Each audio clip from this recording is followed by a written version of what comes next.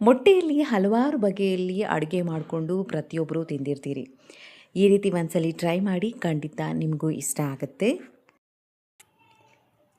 8ರಿಂದ 9 ಹೆಸರು ಬೆಳ್ಳುಳ್ಳಿ, 1 ಸ್ಪೂನ್ ಜೀರಿಗೆ, ಅರ್ಧ ಸ್ಪೂನ್ ಮೆಣಸು, 5ರಿಂದ 6 ಹಸಿಮೆಣಸಿನಕಾಯಿ, ಸ್ವಲ್ಪ ಕೊತ್ತಂಬರಿ, ಸ್ವಲ್ಪ ತೆಂಗಿನಕಾಯಿ, ಅರ್ಧ ಈರುಳ್ಳಿ, 1 ಟೊಮೆಟೊ ಹಾಕಿ ಸ್ವಲ್ಪ ಎಣ್ಣೆ ಹಾಕಿ ಫ್ರೈ ಮಾಡಿಕೊಂಡು ತಣ್ಣಗಾದ ನಂತರ ರುಬ್ಕೋಬೇಕು.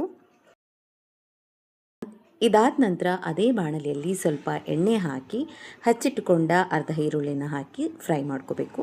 ಇದಾದ ನಂತರ ರುಬ್ಕೊಂಡಿರೋಂಥ ಮಸಾಲೆಯನ್ನು ಇದರೊಳಗಡೆ ಹಾಕಿ ಚೆನ್ನಾಗಿ ಎಣ್ಣೆ ಬಿಡೋವರೆಗೂ ಬೇಯಿಸ್ಕೋಬೇಕು.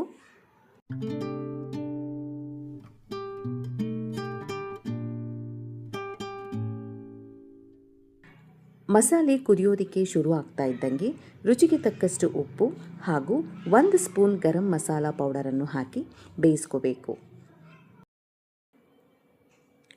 ಇದಾದ ನಂತರ ಒಂದೊಂದೇ ಮೊಟ್ಟೆಯನ್ನು ಹೊಡೆದು ನಿಧಾನವಾಗಿ ಮಸಾಲೆಯೊಳಗಡೆ ಬಿಡಬೇಕು. ಹಾಗೆ 2 ನಿಮಿಷ ಮುಚ್ಚಿಟ್ಬಿಡಬೇಕು.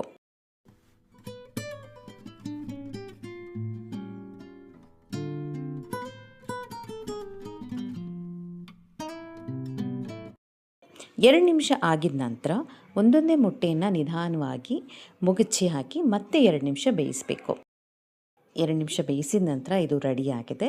ಇದನ್ನು ಬಿಸಿ ಬಿಸಿ ಅನ್ನದ ಜೊತೆ ಆದರೂ ತಿನ್ಬೋದು, ಇಲ್ಲ ಚಪಾತಿಯೊಟ್ಟಿಗೆ ಆದರೂ ತಿನ್ಬೋದು. ತುಂಬಾ ಚೆನ್ನಾಗಿರುತ್ತೆ. ನೀವು ಒಂದು ಸಲ ಟ್ರೈ ಮಾಡಿ, ನಿಮಗೂ ಖಂಡಿತವಾಗಿಯೂ ಇಷ್ಟ ಆಗುತ್ತೆ. Thank you.